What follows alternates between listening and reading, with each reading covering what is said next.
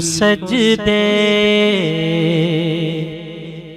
حشر میں جب ان کو سجدے سے اٹھایا جائے گا، ہم گناہگاروں کی بگڑی کو بنایا جائے گا، ہم گناہگاروں کی بگڑی کو بنایا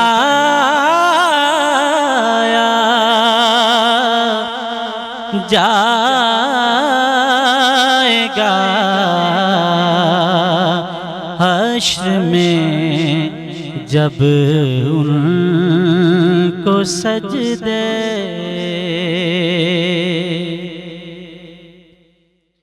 کچھ تو ان کی جنبشیں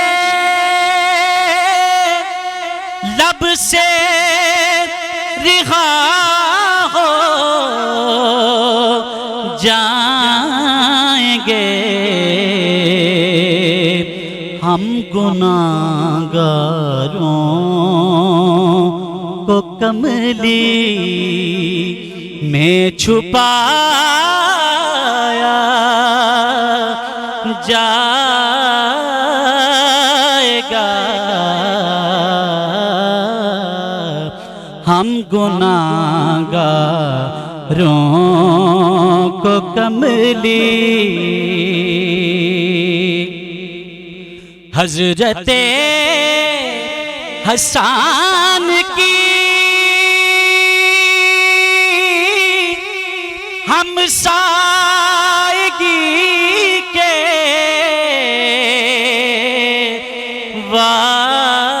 واسطے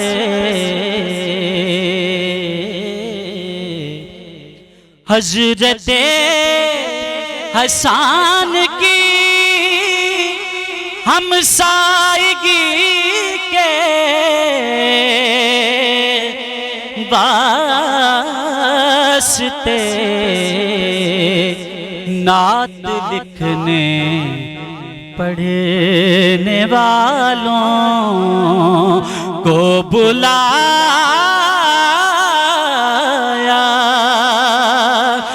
جائے گا،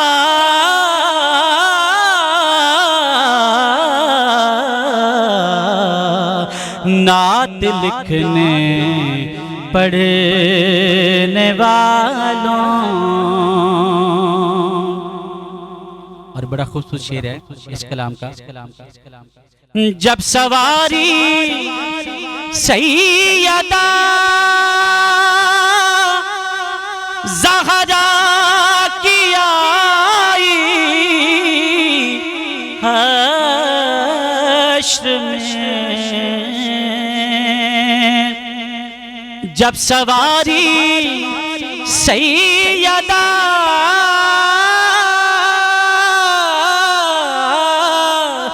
جب سواری سیدہ زہرا کی آئی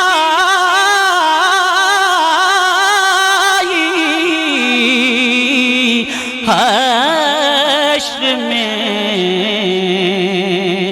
تو حکم دے کے سب کی نظروں کو جھکایا جائے گا،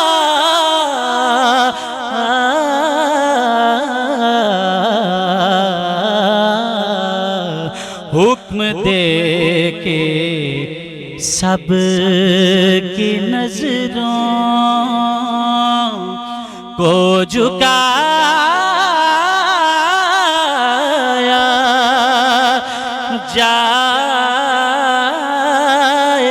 گا حشر میں جب ان کو سجدے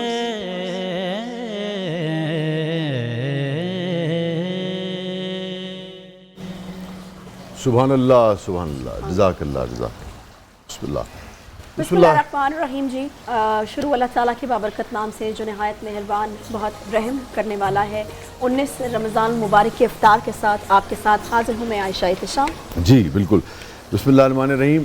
اصل میں عائشہ صاحبہ کا گلا آج تھوڑا سا خراب تھا تو میرا خیال تھا کہ آج اوپننگ میں کروں گا، مگر انہوں نے کہا کہ نہیں، میں اس گلے کے ساتھ جو ہے نا وہ میں ثابت کر سکتی ہوں کہ گلا میری جو صلاحیت اور کارکردگی ہے اس پہ کوئی اثر نہیں ڈال سکتا. ماشاءاللہ.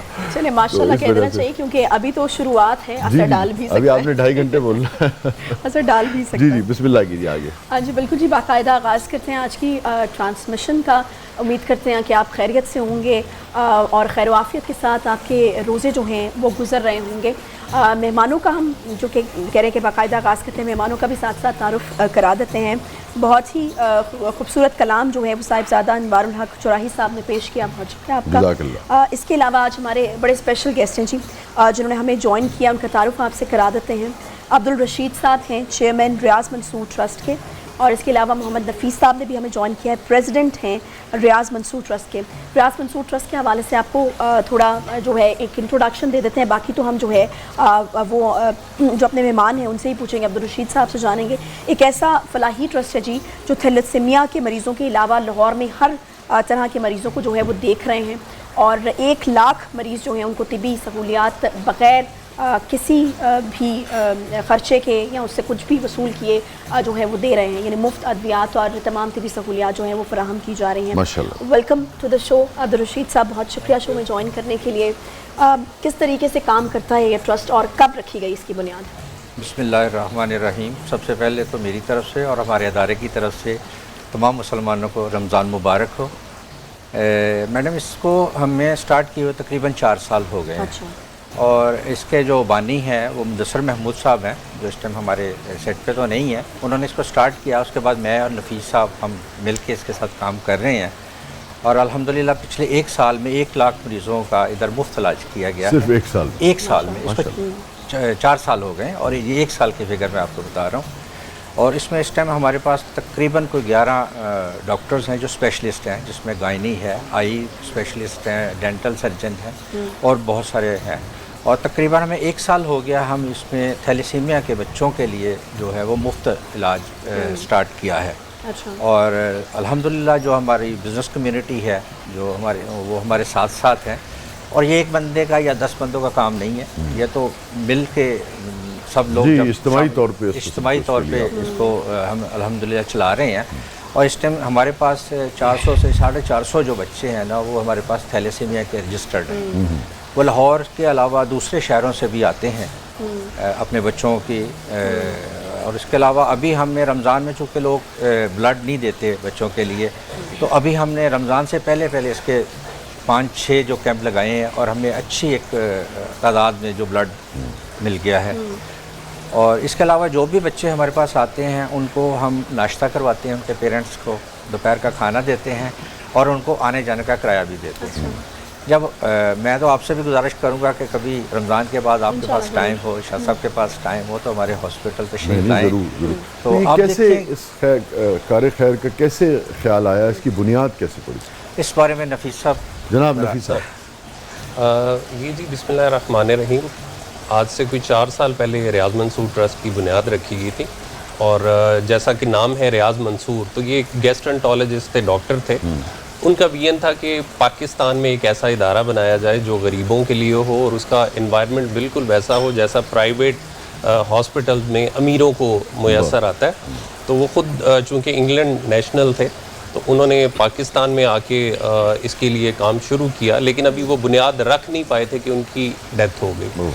تو اس کے بعد ان کی والدہ نے اس مشن کو ان کے آگے بڑھایا، لیکن چونکہ وہ ضعیف تھیں تو انہوں نے مدثر محمود صاحب جو اس کے بانی ہیں، جو ان کے ریلیٹیو بھی ہیں، ان سے انہوں نے ریکویسٹ کی کہ آپ اس میرے بیٹے کے اس خواب کو آپ آگے لے کے چلیں. تو مدثر محمود صاحب نے اس بیڑے کو اٹھایا اور انہوں نے یہ 4 منزلہ ہاسپٹل جو ہے یہ 9 مہینے کے اندر تعمیر کیا ماشاءاللہ.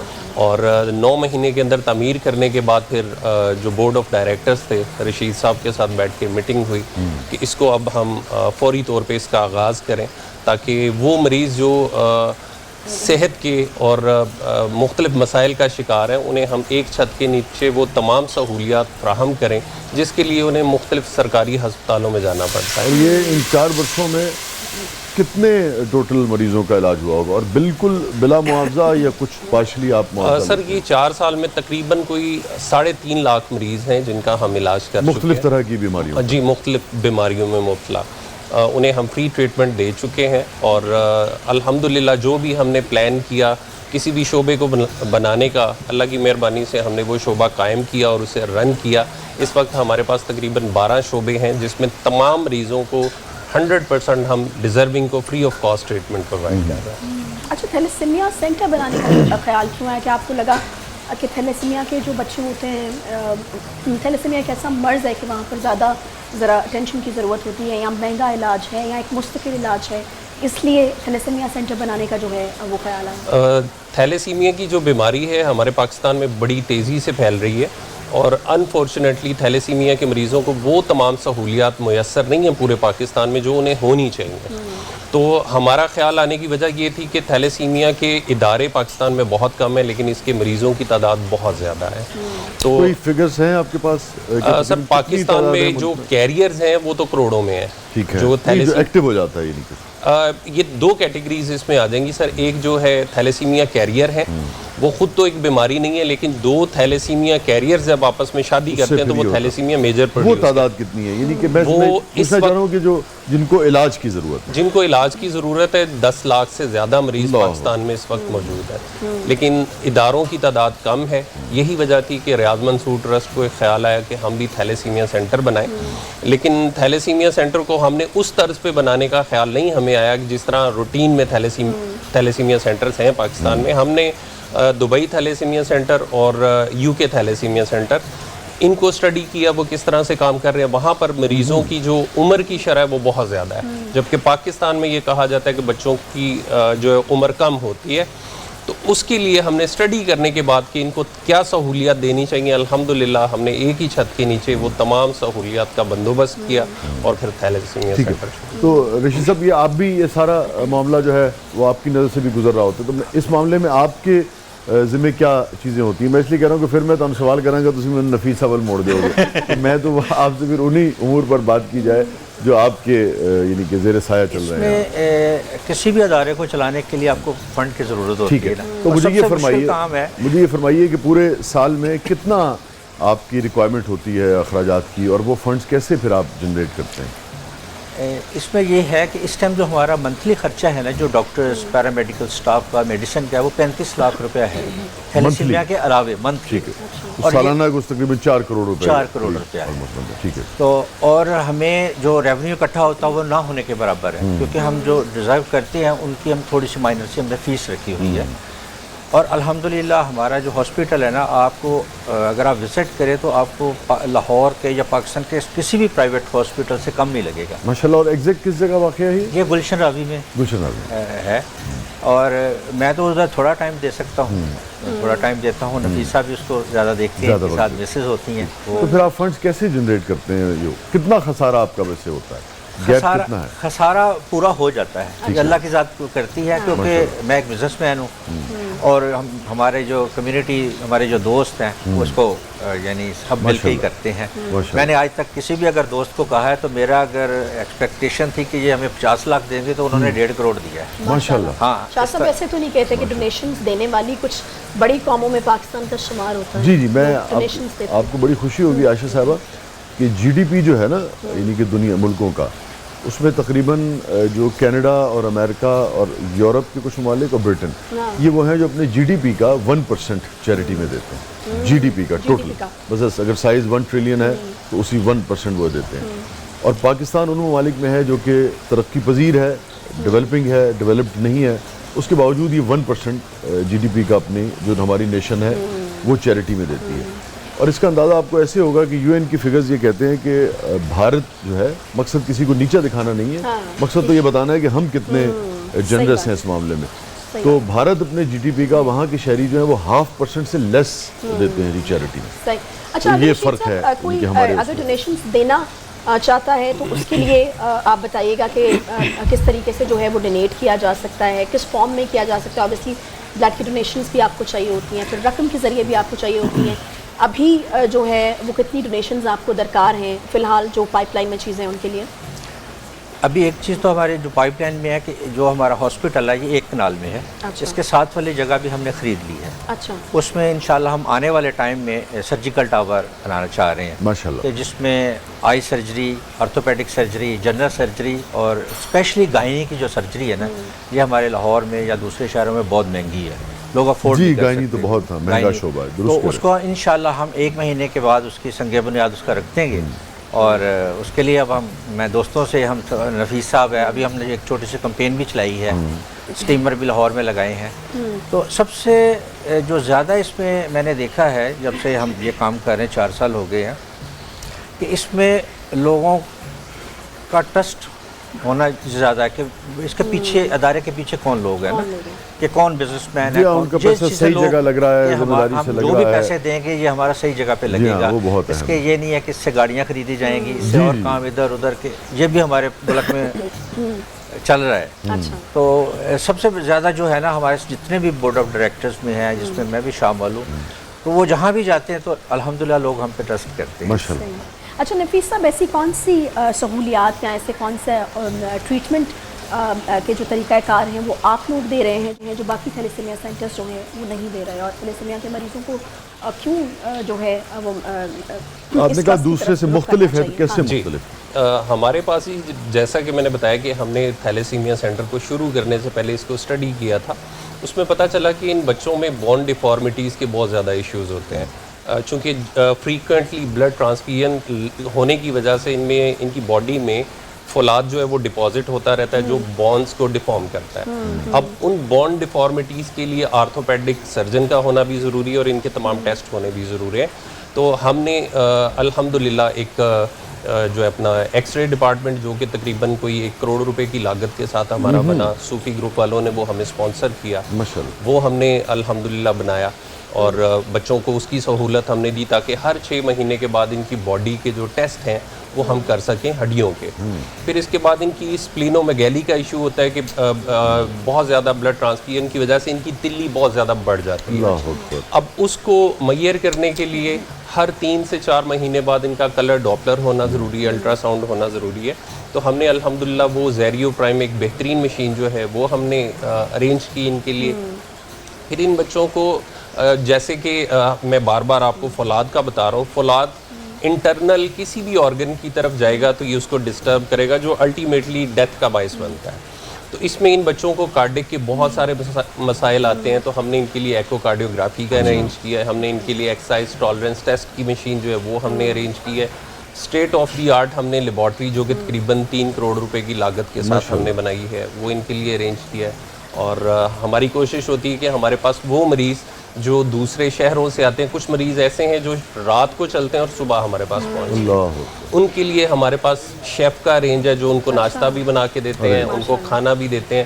شام کو جاتے ہوئے ہم انہیں 500 روپے. یہ بتائیے کہ اگر کوئی نیڈی آپ سے رابطہ کرنا چاہے تو اس کا طریقہ کار کیا ہے؟ ویب سائٹ ہے کوئی؟ جی ہماری ویب سائٹ ہے جو کہ اسکرین پہ بھی شاید شو بھی ہو رہی ہوگی، ہمارے نمبرز بھی ہیں. جو بھی ڈیزرونگ ہمیں رابطہ کرتا ہے، نارملی اس میں تقریباً تمام لوگ ڈیزرونگ. ٹھیک ہے، وہ ٹیلی ویژن اسکرین پر عائشہ چل رہے ہیں؟ بالکل چل رہے ہیں. بہت شکریہ جی محمد صاحب، عبدالرشید صاحب، آپ جزاک اللہ جی، اللہ تعالیٰ آپ کو اور کرنے کا، اللہ تعالیٰ آپ جو کام کر رہے ہیں اس کا اس کی جزا دے. اور اسکرین پر جیسا کہ چل رہے ہیں اکاؤنٹ نمبر چل رہا تھا اور بینک کا نام بھی چل رہا تھا، تو آپ ڈونیشنز جو ہیں وہ اس بینک اکاؤنٹ میں دے سکتے ہیں. ایک چھوٹا سا بریک لیں گے، بریک کے بعد واپس آتے ہیں صاحب. اور ایک عورت، ایک میاں اور ایک بیوی، اور ان میں سے دونوں کے کچھ حقوق ہیں، کچھ فرائض ہیں. دین اسلام اس حوالے سے کیا رہنمائی فراہم کرتا ہے، کیا ہدایات جاری کرتا ہے کہ مرد کے بحیثیت شوہر کے کیا حقوق ہیں اور کیا اس کے فرائض ہیں، اور عورت کے کیا حقوق ہیں اور کیا فرائض ہیں. سچی بات یہ ہے کہ مرد کے حقوق پر بہت بات ہوتی ہے، مگر ہم اس کے مرد کے فرائض پر بھی بہت کم بات ہوتی ہے، مرد کے حقوق پر بھی بہت بات ہوتی ہے۔ یہ الگ بات ہے کہ عورتوں کے حقوق پر تو بہت ہی کم بات ہوتی ہے، عورتوں کے فرائض ہم دن رات گنواتے رہتے ہیں اور ہم چاہتے ہیں کہ عورتیں جو ہیں وہ اس سے خوب آشنا ہوں، مگر مرد کے جو فرائض ہیں وہ بعض اوقات ان کے پس پش چلے جاتے ہیں۔ مگر سچی بات ہے کہ مرد کے حقوق بھی پس پش چلے جاتے ہیں۔ اگر آپ یہ دیکھیے کہ مرد اور عورت کے رشتے میں ایک حوالے سے اگر عورت کو ریلیف نہیں ملتا ہے، یعنی کہ ہم یہ سمجھتے ہیں کہ ہمارے ہاں مرد کا وہ سلوک نہیں ہے جو میں بھی سمجھتا ہوں جو عورت سے جو مثالی جو ہونا چاہیے، مگر دوسری طرف سے ماؤں کے طور پہ بے پناہ احترام جو ہے وہ اس معاشرے میں ملتا ہے۔ مگر کیا ہمارے ہاں مرد کو باپ کی حیثیت سے بھی وہی احترام، وہی مقام، اور ایک شوہر کی حیثیت سے بھی جس طرح سے مرد صبح سے شام تک اپنے گھرانے کے لیے اپنے دن رات جو ہے وہ دے دیتا ہے، اپنا خون جو ہے وہ دے دیتا ہے اپنے گھرانے کو، کیا وہ مقام اس کو مل پاتا ہے؟ تو دونوں جگہ پر کچھ ایسے ایریاز ہیں جن پر کام کرنے کی ضرورت ہے۔ وسیع شاہ صاحب یہ ہے کہ ہم دیکھتے ہیں کہ ہمارے ہاں جو ہے وہ عورت مارچ پہ جو ہے وہ کافی کنٹروورشل قسم کی ایک چیز ہے، لیکن میں کوئی کنٹروورشل بات نہیں کرنا چاہ رہی ہوں اس حوالے سے، میں صرف یہ کہنا چاہ رہی ہوں کہ ہمارے ہاں آج کی عورت جو حقوق مانگ رہی ہے وہ حقوق تو اسلام نے کئی سو سال پہلے اس کو دے دیے ہیں۔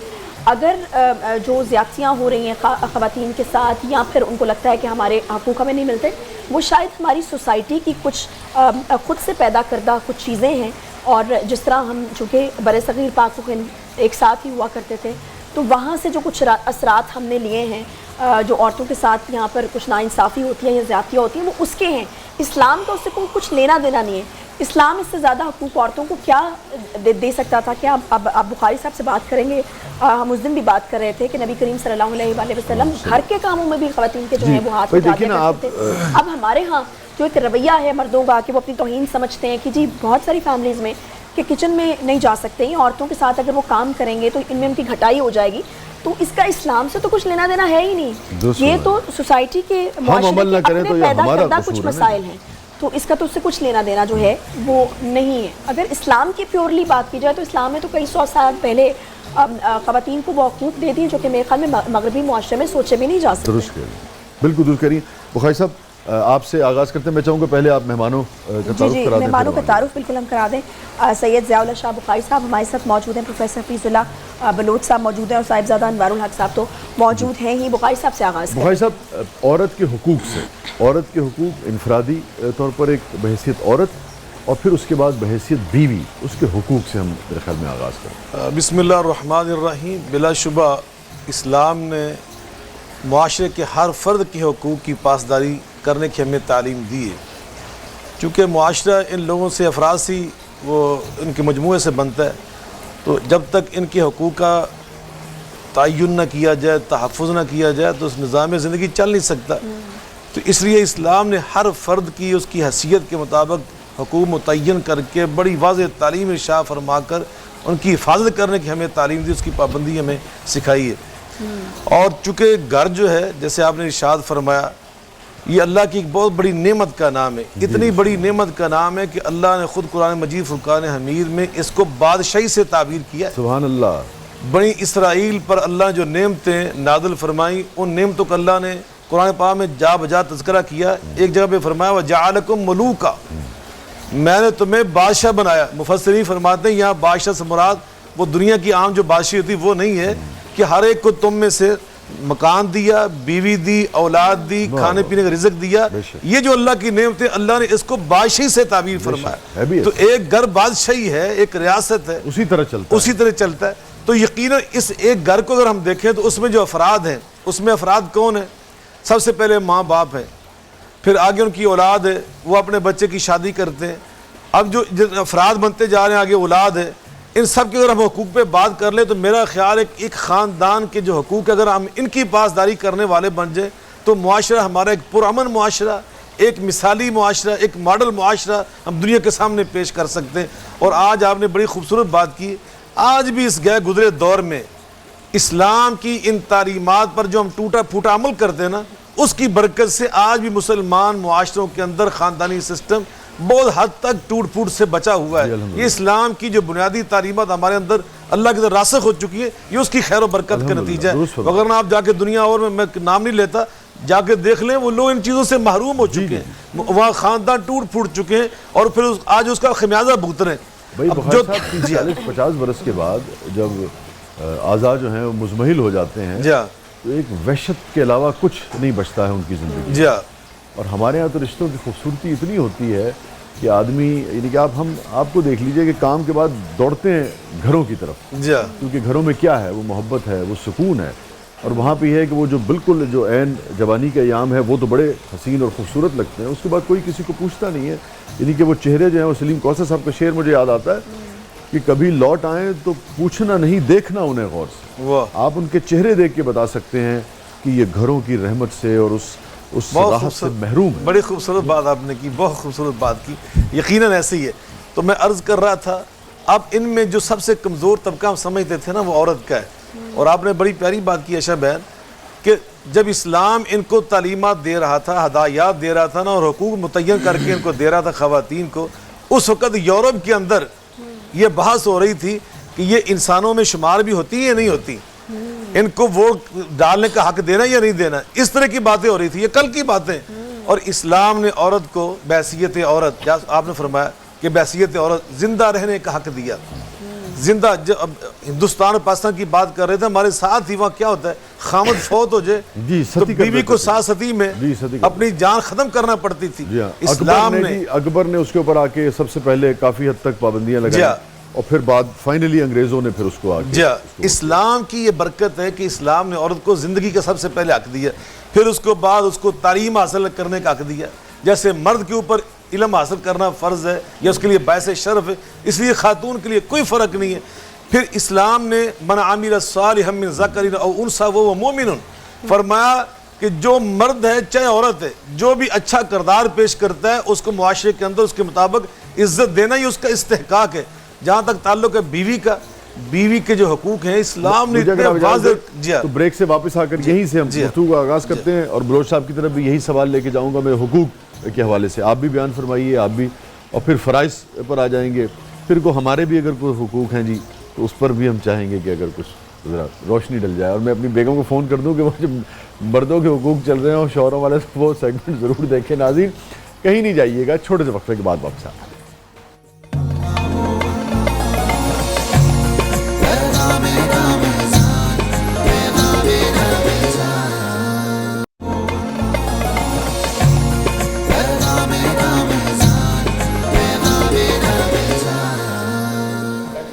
خوش آمدید کہتے ہیں بریک کے بعد. آپ ایک بار پھر سے آپ کو نیوز کی اسپیشل افطار ٹرانسمیشن پیغام رمضان میں بڑا ہی اہم موضوع ہے جی ہمارا آج کا. میاں بیوی کے ایک رشتے کے حوالے سے بات ہو رہی ہے, اور اس رشتے کے حوالے سے کہا جاتا ہے کہ اگر دیکھا جائے تو اس سے زیادہ کمزور رشتہ نہیں ہوتا. وہ میں اس سینس میں کہہ رہی ہوں کہ جس طریقے سے یہ ختم ہو سکتا ہے خدا نخواستہ, اور اگر دوسرے طریقے سے دیکھا جائے تو اس سے زیادہ مضبوط اور گہرا رشتہ جو ہے وہ کوئی نہیں ہوتا. بیک وقت کانچ سے بھی زیادہ نازک اور بیک وقت فولاذ سے بھی زیادہ مضبوط, یہ اس کا, تو یہ اس رشتے کی جو ہے یہ خاصیت ہے. اور پھر جس طرح کہ اس دن شاہ صاحب نے ایک بڑی خوب نظم اس پہ کہی تھی, لباس سے جس طریقے سے وہ اس کو جوڑا گیا ہے کہ میرا لباس ہے تو تیرا لباس ہوتے ہن لباس لکم وانتم لباس لہن, سے اس کی مستعار لیا تھا میں نے. میں خوش نصیبی ہوں تیری, مجھے بھی راز ہے تو, تیرا لباس ہوں میں اور میرا لباس ہے تو. پروفیسر صاحب سے ہم جو ہے وہ گفتگو کا سلسلہ جو ہے وہ آگے بڑھاتے ہیں. پروفیسر صاحب آپ کیا کہیں گے, آپ کس طریقے سے اسلام جو ہے اس رشتے کو بیان کرتا ہے, اس کی خوبصورتی اور اس کی کس قدر امپورٹنس دیتا ہے, خاص طور پر اگر ہم اسلام کی بات کریں اس رشتے کو, کیونکہ ایک خاندانی نظام میں اس رشتے کا ایک بڑا بنیادی کردار ہے. اور وہ سب ذرا یوں بھی دیکھیے گا کہ ہم خاص طور پہ یوں لے کے چل رہے تھے جیسے کہ عائشہ صاحبہ نے بھی آغاز کیا تھا کہ ذرا دونوں کے حقوق اور فرائض پر خاص آج بات ہو جائے. تو ابھی بخاری صاحب بات کر رہے تھے جو عورتوں کے حقوق ہیں, عورت اور بیگم یعنی کہ اہلیہ, ان دونوں کے حوالے سے. بسم اللہ الرحمن الرحیم. عورت کے حقوق پر بات کی تھی مگر بیگم کے حقوق پر ابھی اس طرف نہیں آیا. جی یقیناً یہ بہت اہم موضوع ہے, اور یہ ایسا موضوع ہے کہ ہم ہر آدمی ہی اس سے ریلیٹڈ ہیں. یقیناً زوج کہتے ہیں جوڑ کو, مرد عورت کے لیے جوڑ اور عورت مرد کے لیے جوڑ ہے, اور اسی یہیں سے رشتہ ازدواج کہا جاتا ہے, اور مرد کو زوج, عورت کو زوجہ کہا جاتا ہے. دیکھیں اللہ تعالیٰ نے فرمایا کہ وَجَعَلَ بَيْنَكُمْ مَوَدَّةً وَرَحْمَةً، ہم نے یہ جو رشتے پیدا کیے ہیں، بنائے ہیں، یہ محبت اور رحمت کے لیے تو ہیں۔ اللہ کو تو پتا تھا کیونکہ وہ کریٹر ہے، ڈیزائنر ہے اس کائنات کا، تو اسے پتا تھا یہ کائنات سموتھلی چل کیسے سکتی ہے۔ تو اللہ تعالیٰ کو جو سب سے پیاری اور کراؤن آف کریشن اس کی جو مخلوق ہے وہ انسان ہے۔ بے شک۔ تو انسان کی بقا کے لیے اور انسان کی فلاح و بہبود کے لیے اور اس کی بہتری کے لیے اللہ تعالیٰ نے رشتوں کو بنایا ہے۔ اور اللہ تعالیٰ نے ایک دوسرے مقام پر فرمایا کہ شعوب و قبائل لتعارفوا، ہم نے تم کو مختلف قبائل میں تعارف کے لیے قبائل میں تقسیم کیا ہے، مگر بنیاد تقوی کی وہ تو تقوی ہے، اللہ کے ہاں تو مقرب وہ ہے جو تقوی والا ہے۔ دیکھیں بات یہ پہچان کے لیے نا، پہچان کے لیے صرف، مگر اللہ تعالیٰ نے جیسے آپ نے میری بہن نے فرمایا انٹرو میں کہ ہن لباس لکم وانتم لباس لہن، کہ تم اس کے لیے زینت ہو اور وہ تمہارے لیے زینت ہے۔ سبحان اللہ۔ لباس سے مراد صرف ایک تو پوشاک ہے نا، ستر پوشی ہے، خوبصورتی ہے، بیوٹی ہے، لباس ہے، یعنی اس کے بغیر تمہاری خوبصورتی ممکن ہی نہیں ہے۔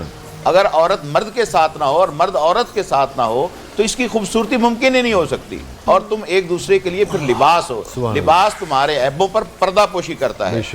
تو مرد عورت کی عیبوں پر پردہ پوشی کرتا ہے اور عورت مرد کے اوپر۔ اسی طرح نبی علیہ السلام نے فرمایا کہ جب کوئی میاں بیوی آپس میں ملیں تو کسی مرد کے لیے لائق نہیں ہے کہ وہ اپنی بیوی کے سیکرٹس جا کر دوستوں کو بتائے، نہ ہی کوئی عورت اپنی سہیلیوں کو سیکرٹس جا کے بتائے، کیونکہ ہن لباس لکم وانتم لباس لہن۔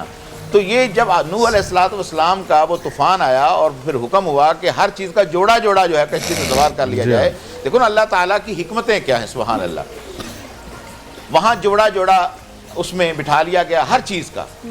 اگر اس کے بغیر کائنات کا نظام بہتر چل سکتا ہوتا تو جوڑے کی ضرورت نہ ہوتی۔ تو یہ زوج کا ہونا انتہائی ضروری ہے، اور اللہ تعالیٰ نے اس کو مودت اور محبت اور رحمت کے لیے پیدا کیا ہے۔ حتیٰ کہ ایک صحابی جو اپنی بیوی سے اس کا ذرا سلوک اچھا نہیں تھا تو نبی علیہ السلام نے اس کو، بڑا متقی ہے، صحابی ہے مگر مزاج ہوتا ہے بندے کا، تو آپ نے فرمایا کہ علیکا لزوجک علیکا حقا، فرمایا تجھ پر تیری بیوی کا حق ہے، یعنی یہ تقوی، تیری صحابیت، تیری نمازیں، تیرے روزے اپنی جگہ پر ہیں، مگر اصل وہ حق جو تو نہیں ادا کر رہا۔ حتیٰ کہ حدیث میں آتا ہے کہ حضرت عبداللہ بن عمر بن عاص رضی اللہ تعالیٰ عنہ، یہ عمر بن عاص کے بیٹے ہیں، یہ بھی صحابی ہیں، اور عمر بن عاص دہات العرب میں سے بڑے عرب کے مشہور و معروف سیاستدان صحابی تھے۔ انہوں نے اپنے بیٹے کی شادی کر دی، اور بہو سے چند دن کے بعد پوچھا، بیٹا اب نئی گھر میں آئی ہو، بتاؤ کیسی ہو؟ گھر میں دل لگ گیا، میرا بیٹا کیسا ہے، اخلاق کیسا ہے؟ اس نے کہا بابا جان بہت اچھے ہیں، رات بھر وہ قیام کرتے ہیں، دن کو روزہ رکھتے ہیں، کیونکہ ہم رمضان میں بیٹھے ہیں نا، اس نسبت سے میاں بیوی کا حقوق بھی واضح ہو جائیں اور روزے کے۔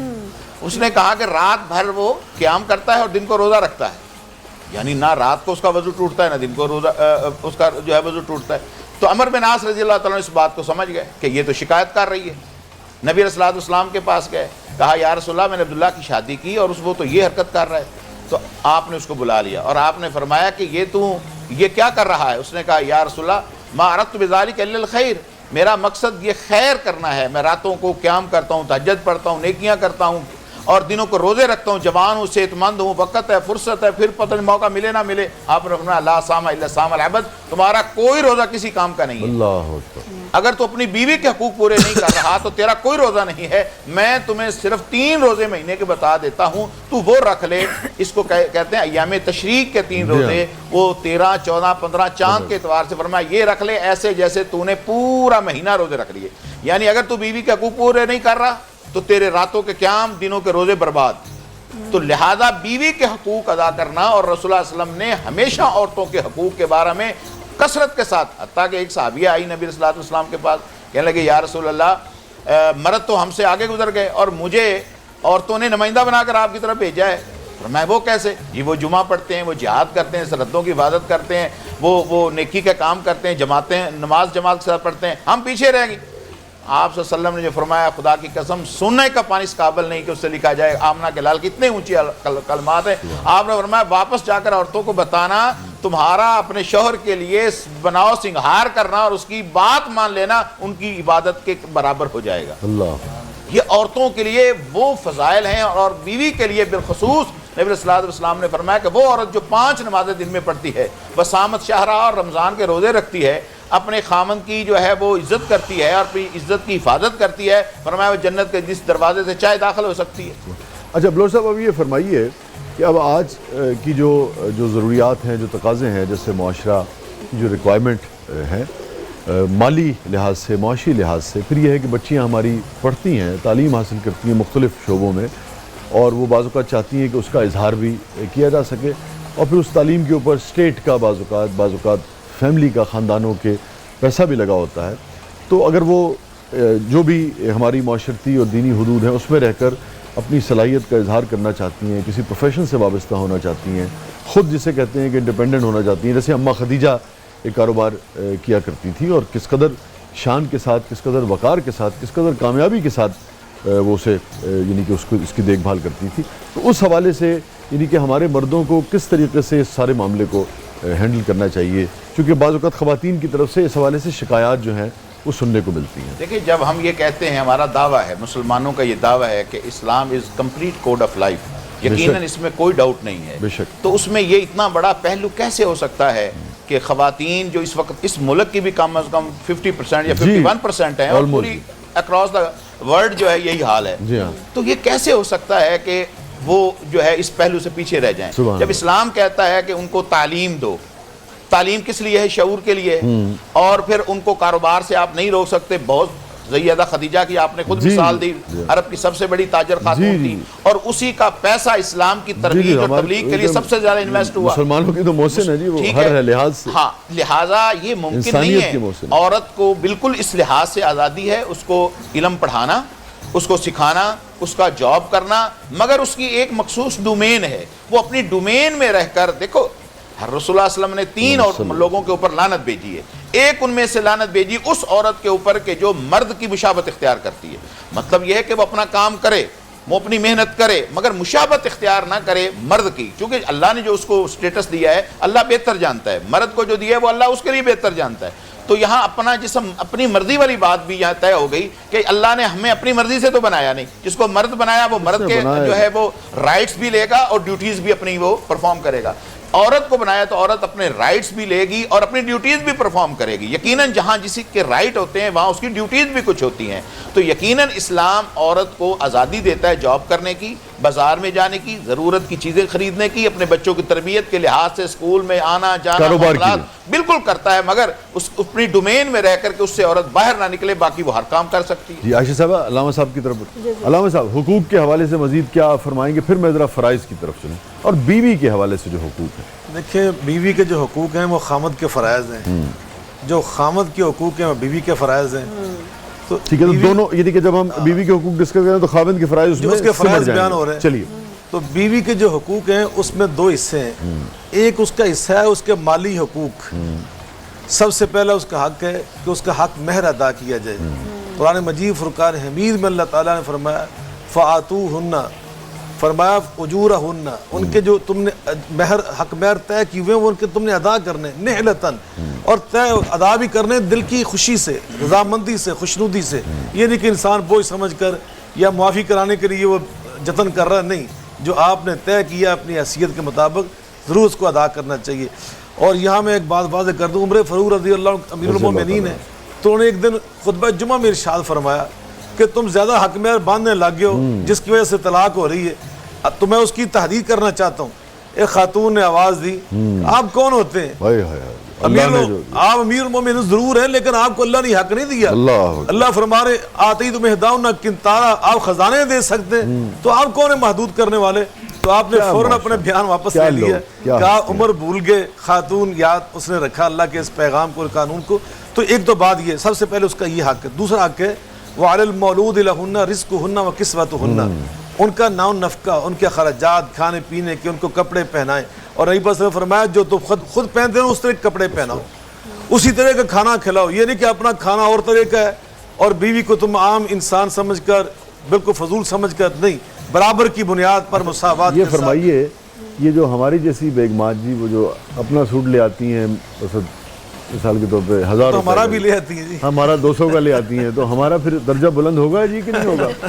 یقیناً ہماری یہ تواضع عاجزی کہہ لیں، یقیناً اللہ نے مجبوری کہہ لیں جی ہاں، مگر اللہ نے قرآن میں پتہ کیا فرمایا وَلَهُنَّ مِثْلُ الَّذِي عَلَيْهِنَّ، کہ جو ان کے حقوق ہیں اس طرح کے فرائض بھی ہیں، اور فرائض بیان کرنے کے ساتھ ہی اللہ فرما رہے وَلِلرِّجَالِ عَلَيْهِنَّ دَرَجَةٌ، ہم نے مردوں کو ایک درجہ عورتوں کے اوپر بلند رکھا ہے، اس لیے بیویوں کا یہ فرض ہے اگر اپنا 1000 روپے کا سوٹ لے کر آئی ہیں تو خامد کا ضرور 1200 روپے کا لے کے آئیں تاکہ اللہ کے اس قرآن پر عمل ہو سکے، تو یقیناً ان کا یہ حق ہے۔ دوسری بات یہ، لیکن خامد بعض اوقات وہ اللہ نے ان کو دل بڑے دیے ہوتے ہیں۔ جتنی خواتین آپ کے حق میں تھی نا 20 دن سے کہ جناب بخاری صاحب بہت اچھا بیان دیتے ہیں، آج ان کی رائے بدلنے والی ہے۔ نہیں انشاءاللہ وہ بدلتی، لیکن میں نے فوراً یہ کہا نا کہ مردوں کے اللہ نے دل بڑے رکھے ہوتے ہیں تو اس لیے وہ ان چیزوں کو محسوس تو ہم 200 پہ ہی راضی ہو جائیں گے، وہ خوشی محسوس کرتے ہیں کہ ہمارے گھر والوں نے۔ لیکن بات یہ ہے کہ یہ تو لائٹر نوٹ الگ ہے، مگر جو اللہ کا حکم ہے جی وہ تو پھر تو یہ ہے مالی حقوق اس کے۔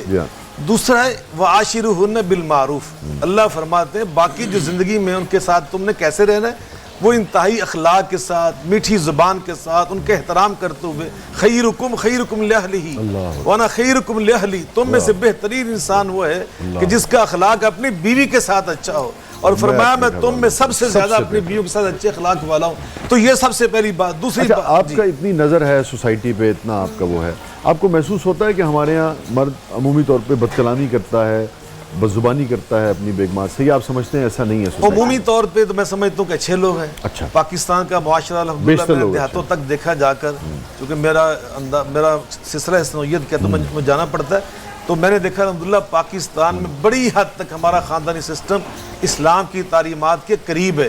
ہیں کچھ ایسے لوگ نادان ہیں، بے شعور ہیں، یا وہ اپنی عزت اس بات میں نعوذ باللہ سمجھتے ہیں کہ وہ اپنی بیویوں کے اوپر حاکمیت جتا کر اس انداز کی، حالانکہ جو اللہ نے فرمایا الرجال قوامون علی النساء بما فضل اللہ، اس کا مطلب الرجال قوامون کا ترجمہ حکمران نہیں ہوتا، قوام قیم کی جمع ہے، اور قیم کہتے ہیں ناظم کو، سبحان اللہ، نظم و ضبط پیدا کرنے والا، وہ اپنے گھر کا نظم و ضبط پیدا کرنے والا ہوتا ہے، یہ نہیں کہ وہ دوست داندری کرنے والا۔ سبحان اللہ، سبحان اللہ۔ اس پر ہم آگے بھی بات کرتے ہیں، اور پھر ذرا مرد کے حقوق و پھر فرائض پر بھی ہم بات کرتے ہیں، مگر ہم بڑھیں گے اپنے دوست کی طرف۔ کیا آپ سنائیں گے؟ آپ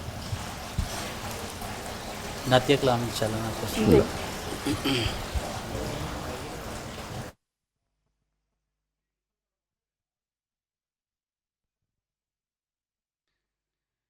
رکھ لیں وہ جو در پر مجھے دربان وغیرہ، رکھ لیں وہ جو در پر مجھے دربان وغیرہ،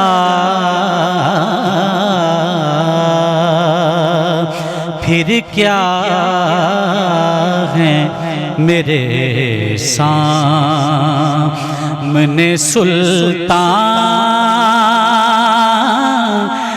وغیرہ،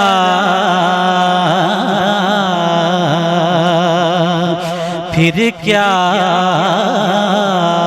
ہے میرے سامنے سلطان وغیرہ،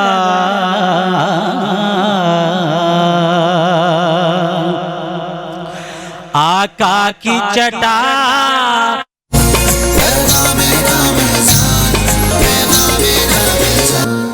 خوش آمدید کہتے ہیں ایک بار پھر سے آپ کو پیغام رمضان نیوز کی اسپیشل افطار ٹرانسمیشن، اور وقت ہوا ہے ہمارے بڑے خاص سیگمنٹ انداز بیان کا، اور آج کا جو موضوع ہے وہ ہے جی قائد اعظم کا پاکستان، کہ قائد اعظم کا پاکستان جس کا خواب دیکھا اور جس کی تعبیر بھی اس وقت جس میں ہم رہ رہے ہیں، جس میں ہم سانس لے رہے ہیں۔ قائد اعظم کا پاکستان کیا واقعی وہی پاکستان ہے جو آج پاکستان ہم ایکسپیرینس کر رہے ہیں، اس سے کہیں کوئی میل کھاتا ہے یا نہیں کھاتا؟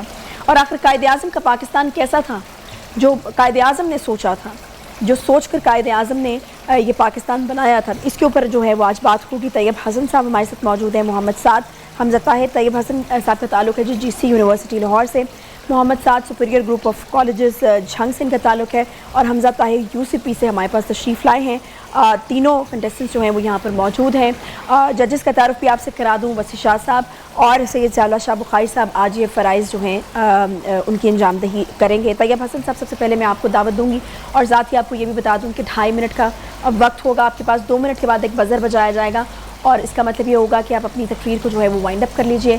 30 سیکنڈ اس کے بعد ہوں گے. دوسرا بجر 30 سیکنڈ کے بعد بجایا جائے گا اور دوسرے بزر کے بعد بھی اگر آپ جاری رکھیں گے تو نیگیٹو مارکنگ کی جائے گی. ٹھیک ہے, کلیئر ہو گیا. طیب حسن جی سی یونیورسٹی لاہور سے سب سے پہلے آپ کا وقت شروع ہوتا ہے. سنا ہے جنگلوں کا بھی کوئی دستور ہوتا ہے. سنا ہے شیر کا جب پیٹ بھر جائے تو وہ حملہ نہیں کرتا, درختوں کی گھنی چھاؤں میں جا کر لیٹ جاتا ہے. ہوا کے تیز جھونکے جب درختوں کو ہلاتے ہیں تو مینا اپنے بچے چھوڑ کر کوے کے انڈوں کو پروں سے تھام لیتی ہے. کوئی طوفان آ جائے, کوئی پل ٹوٹ جائے تو کسی لکڑی کے تختے پر گلہری, سانپ, چیتا اور بکری ساتھ ہوتے ہیں. سنا ہے جنگلوں کا بھی کوئی دستور ہوتا ہے. خدا بندہ جلیل و معتبر, دانا و بینا, منصف و اکبر, میرے اس ملک میں اب جنگلوں ہی کا کوئی دستور نافذ کر. صدر اعلی وقار قائد اعظم کا پاکستان تو زندہ خوابوں کی تابندہ تعبیروں کا سنہری روپ تھا, مگر آج عرض وطن کے کعبے میں افلاس ڈھیروں بڑھتا ہے.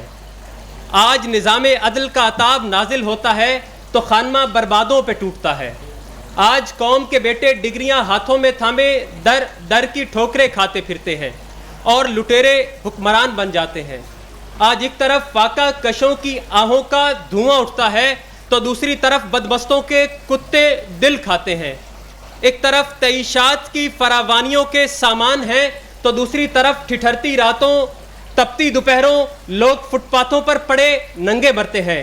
صدر اعلی وقار آج دختران عرض وطن طبلے کی تھاپ پر محوے رقص ہیں اور قانون کے متوالے تحت و سرا میں پڑے خراٹے لیتے ہیں. علی وقار میں انہی الفاظ پہ اپنی تقریر کا اختتام کروں گا کہ خدا کرے میری عرض پاک پہ اترے وہ فصل گل جسے اندیشہ زوال نہ ہو. یہاں جو پھول کھلے وہ کھلا رہے برسوں, یہاں خزاں کو گزرنے کی بھی مجال نہ ہو. اور یہاں جو سبزہ اگے ہمیشہ سبز رہے, اور ایسا سبز کہ جس کی کوئی مثال نہ ہو. خدا کرے میرے ایک بھی ہم وطن کے لیے حیات جرم نہ ہو, زندگی وبال نہ ہو. سماعتوں کا شکریہ. بہت شکریہ طیب حسن صاحب. محمد سعد صاحب تشریف لائیے گا. Superior group of colleges Jhang سے آپ کا تعلق ہے اور آپ کا وقت شروع ہوتا ہے. صدر اعلی وقار, غلامی سے آزادی اور بے توقیری سے وقار کی منزل تک پہنچتے پہنچتے ہمارے آباء و اجداد نے خون سے تاریخ رقم کی. قائد اعظم کے پاکستان کی بنیادوں میں لاکھوں مسلمانوں کا خون شامل ہے.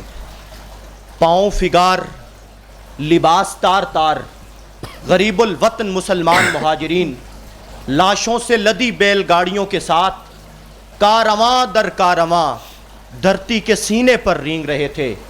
چشم فلک نے وہ جاگیردار بھی دیکھے جو اپنی دستار گروی رکھ کے روٹی کے خشک ٹکڑے مانگ رہے تھے. مگر حاضرین مکرم, صد افسوس تھی جس کی تمنا یہ سحر وہ تو نہیں ہے, قائد کی تگ و دو کا ثمر یہ تو نہیں ہے. مسلے ہوئے ہیں جسم تو کچلے ہوئے لاشیں, اقبال کا وہ خواب نگر یہ تو نہیں ہے. صدر اعلی وقار, تاریخ کے آئینے میں جھانک کر دیکھیں, آپ کو دو الگ منظر دکھائی دیں گے. ایک طرف ماضی کی امیدیں, دوسری جانب حال کی بدحالیاں. ایک طرف 1947 کی خوشیاں, دوسری جانب 2022 کی مایوسیاں. ایک طرف وفائیں ہی وفائیں, دوسری جانب جفائیں ہی جفائیں. جب ہم نے اس تلخ موازنے کو, اس تلخ حقیقت کو موازنے میں دیکھا تو نتیجہ یہ نکلا کہ قائد اعظم کا پاکستان اخلاص والا تھا, آج کا پاکستان افلاس والا ہے. قائد اعظم کا پاکستان دیانتدار لوگوں کا تھا, آج کا پاکستان جاگیردار اور سرمایہ دار لوگوں کا ہے. قائد اعظم کا پاکستان غریب دوست پاکستان تھا, آج کا پاکستان غریب کش پاکستان ہے. تو صدر اعلی وقار, مجھے یہ کہنے دیجئے کہ الفاظ نہیں یہ چیخیں ہیں، اشعار نہیں یہ نالے ہیں، کچھ گہری گہری چوٹیں ہیں، کچھ نازک نازک چھالے ہیں، تقدیر کے رستے میں آ کر تدبیر بھی رستہ بھول گئی، راتوں کی سیاہی کیا کہیے جب دن بھی کالے کالے ہیں، جب دن بھی کالے کالے ہیں۔ بہت شکریہ محمد سعد۔ حمزہ طاہر تشریف لائیے گا۔ UCP یعنی یونیورسٹی آف سینٹرل پنجاب سے آپ کا تعلق، آپ کا وقت شروع ہوتا ہے اب۔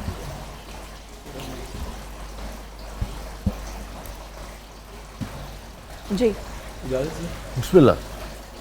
عوام کے ٹھاٹھے مارتے سمندر سے وجود میں آنے والا قائد کا پاکستان تنہا ہو گیا ہے ذی وقار۔ وہ پاکستان کہ جس کی بنیادوں میں کئی ماؤں کی اجڑتی کوک، بہنوں کے تقدس کی پامالی اور بزرگوں کے آخری سہاروں کا خون شامل تھا، لیکن صدر اعلی وقار آج تنہائی کا شکار پاکستان کہ جس کا ڈنکا سارے عالم میں بجنا تھا، کبھی امریکہ تو کبھی IMF کے سامنے کشکول تھامے بے بسی کی تصویر کیسے بنے رہا ذی وقار؟ وہ پاکستان کہ جس کو جمہوری وطن ہونا تھا، لیکن صدر اعلی وقار وہاں اقربا پروری کے قفس میں قید جمہوریت نامی پرندے کو ہم نے چند محدود گھروں کی راکھیل بنا کر تمام پاکستانیت کو داؤ پر لگا دیا ذی وقار۔ جب روز جنازے اٹھیں گے، جب روز کفن پہناؤ گے، میں شرط لگا کر کہتا ہوں تم نہ باز آؤ گے، لکھ دو یہ دیواروں پہ خاموش لبوں سے رونے والوں، میں بھی مارا جاؤں گا، تم بھی مارے جاؤ گے، میں بھی مارا جاؤں گا، تم بھی مارے جاؤ گے۔ صدر علی وقار، یہ پاکستان حقیقی معنوں میں قائد کا پاکستان تب ہوگا جب ایوان میں بیٹھے اقتدار کے لوگ حقیقی معنوں میں عوام کے نمائندے ہوں گے، اور کشکول ہوس کو توڑ کر حقیقی معنوں میں اقتدار عوام کو منتقل کر دیا جائے گا، کیونکہ آج حرف آخر ہے بات چند لوگوں کی، دن ہے چند لوگوں کا، رات چند لوگوں کی، اٹھ کے درد مندوں کے صبح و شام بدلو بھی، جس میں تم نہیں شامل وہ نظام بدلو بھی، جس میں تم نہیں شامل وہ نظام بدلو بھی۔ آپ کی سماعتوں کا بہت شکریہ۔ بہت شکریہ جی۔ حمزہ طاہر، طیب حسن، محمد سعد، قائد اعظم کا پاکستان، یہ ہمارا آج کا موضوع تھا۔ اس پہ اپنے خیالات کا اظہار جو ہے وہ کر چکے ہیں دونوں جج صاحبان، بسی شاہ صاحب اور سید ضیاء اللہ شاہ بخاری صاحب۔ نتیجے کو مرتب کرتے ہوئے دونوں جو ہے وہ ایک دوسرے سے اپنا اپنا نتیجہ جو ان کے مطابق رہا وہ ایک دوسرے سے شیئر کریں گے، اور اس کے بعد ایک حتمی نتیجہ جو ہے وہ ہمارے سامنے ہوگا کہ کون جو ہے وہ آج کے مقابلے کا فاتح قرار پایا ہے۔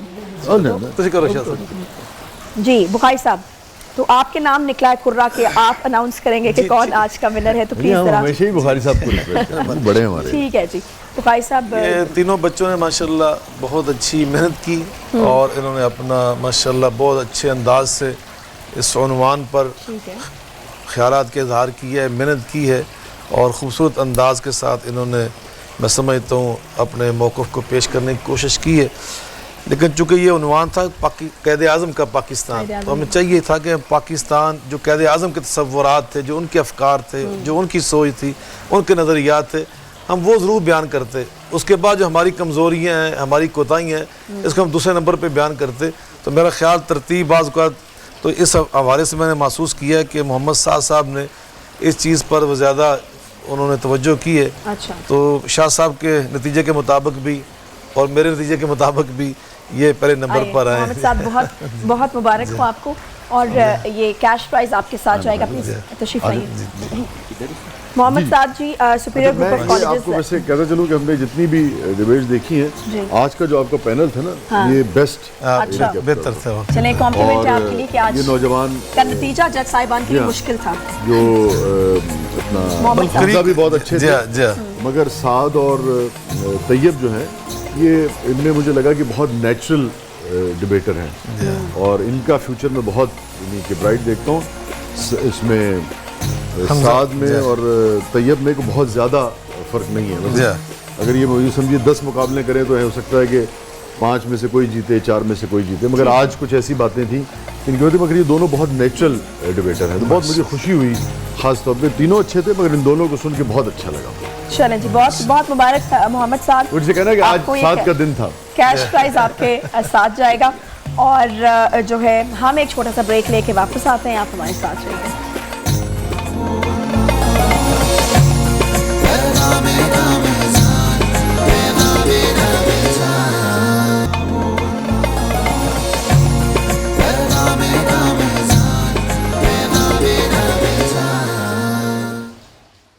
خوش آمدید کہتے ہیں ایک بار پھر سے آپ کو پیغام رمضان نیوز کی اسپیشل افطار ٹرانسمیشن میں, اور سیگمنٹ ہے جی بڑا ہی خاص الخاص اور میرا پسندیدہ, اور وہ ہے جی آؤ بچوں سنو کہانی. لیکن کیا ہے نا کہ آج میرا گلا بڑا خراب ہے اور بچے بڑے اچھے ہیں, تو انہوں نے آتے ساتھ ہی کہا ہے کہ آج آپ چھوڑیں, کہانی نہ سنائیں, آج ہم آپ کو کچھ نہ کچھ سناتے ہیں. تو نعت کے بھی یہاں پر موجود ہیں جو نعت سنائیں گے ہمیں. ایک بڑا پیارا سا بچہ کہہ رہا ہے میں نعت سناؤں گا. پھر تلاوت کے لیے بھی لوگ جو ہیں وہ راضی بیٹھے ہیں یہاں پہ, بالکل تیار بیٹھے ہیں. تو کیا کریں, سب سے پہلے ہم تلاوت سن لیتے ہیں اور اس کے بعد پھر جو یہ نعت ہے وہ سن لیں گے. جی بیٹا کیا نام ہے آپ کا, کس نے تلاوت کرنی ہے, آگے دے دو اس کو, آپ نے کرنی ہے. چلیں جی, چلو جی جلدی سے. بسم اللہ. اعوذ باللہ من الشیطان الرجیم, بسم اللہ الرحمن الرحیم. قل هو اللہ احد اللہ الصمد لم یلد ولم یولد ولم یکن لہ کفوا احد. صدق اللہ العظیم. سبحان اللہ. نام بھی جلدی سے بتا دو نا اپنا, ٹی وی پہ آئے تھے, نام ہمیں پتہ ہی نہیں. احد, ماشاءاللہ بہت پیارا نام ہے. آپ نے کچھ سنانا ہے یا نعت سنانی ہے؟ تلاوت جلدی سے کر لو. اعوذ باللہ من الشیطان الرجیم, بسم اللہ الرحمن الرحیم. الحمدللہ رب العالمین, الحمدللہ رب العالمین, الرحمن الرحیم, مالک یوم الدین, ایاک نعبد و ایاک نستعین, اہدنا الصراط المستقیم, صراط الذین انعمت غیر المغضوب علیہم ولا الضالین, آمین. نام بھی بتا دو جلدی سے اپنا. چلیں جی, بہت پیارا نام ہے. چلیں جی, اب یہ صاحب یہ جوان جو ہیں یہ ہمیں سنائیں گے نعت. چلیں جی. میں قبر اندھیری میں گھبراؤں گا جب تنہا, امداد میری کرنے آ جانا رسول اللہ. روشن میری تربت کو للہ ذرا کرنا, جب وقت نزائے آقا دیدار عطا کرنا. ماشاءاللہ بہت پیاری. چلیں جی جلدی سے آپ بھی سنا دیں, کسی کا دل نہیں توڑنا چاہیے. الرحمن الرجیم, بسم اللہ الرحمن الرحیم. حسبی ربی جن اللہ ما فی قلبی غیر اللہ, نور محمد صلی اللہ لا الہ الا اللہ. ماشاءاللہ جی, سبحان اللہ. بڑے ٹیلنٹڈ جو بچے ہیں آج ہمارے پاس موجود تھے اور سب نے کچھ نہ کچھ جو ہے وہ سنایا ہے. جی شاہ صاحب. اچھا بھائی وہ کیوں رہ گئے, سنانا نہیں چاہ رہے؟ رہ گئے نہیں, وہ ان کی اپنی مرضی تھی. ہاں ٹھیک, وہ ان کی اپنی مرضی تھی, انہوں نے مائک آگے پاس کر دیا تھا, وہ ان کی اپنی مرضی. مائک دے بھائی, دے دے. اچھا اچھا یہ لیں جی, یہ لیں. پہلے آپ کو موقع دیا گیا تھا. باللہ من الشیطان الرجیم, بسم اللہ الرحمن الرحیم. قل هو اللہ احد اللہ الصمد لم یلد ولم یولد ولم یکن لہ کفوا احد. جزاک اللہ جی, جزاک اللہ. میں نے کہا بالکل ایک ہی رہ گیا ہے, پورا ہو گیا. ہاں تو کہیں اب سب نے کچھ نہ کچھ ہمیں سنا ہے. اچھا بلوچ صاحب جی پلیز آپ کچھ کہہ رہی ہیں. میں بس شکریہ ادا کر رہی تھی. Over to you. جی بلوچ صاحب, بالکل چونکہ اب آخری لمحات میں ہے پروگرام اور ہم حقوق کی اور فرائض کی بات کر رہے تھے, تو دیکھا یہ گیا ہے کہ بعض لوگ نا خرچے کے معاملے میں, خاص طور پہ چونکہ ہمارے یہاں زیادہ تر مرد حضرات کمانے والے ہیں, خواتین بھی کماتی ہیں, مگر ہم نے دیکھا ہے کہ وہ یعنی کہ ان کا معاملہ ذرا مختلف ہوتا ہے. مگر مرد یہ دیکھا ہے کہ بعض کچھ مرد ایسے ہیں کہ وہ اپنے اہل و عیال پہ خرچ کرتے ہوئے بھی انہیں प्रॉब्लम हो रही होती है, इस हवाले से ज़रा कुछ फरमाइएगा। ये बहुत अच्छा सवाल है। देखें, ये बखीली में आता है। अगर एक इंसान जो बुनियादी ज़रूरियात हैं घर वालों के लिए, बीवी बच्चों के लिए, और वो साहिब हैसियत भी है और फिर वो बुनियादी ज़रूरियात उनको फराहम नहीं कर रहा, तो इसको बखील कहा गया है।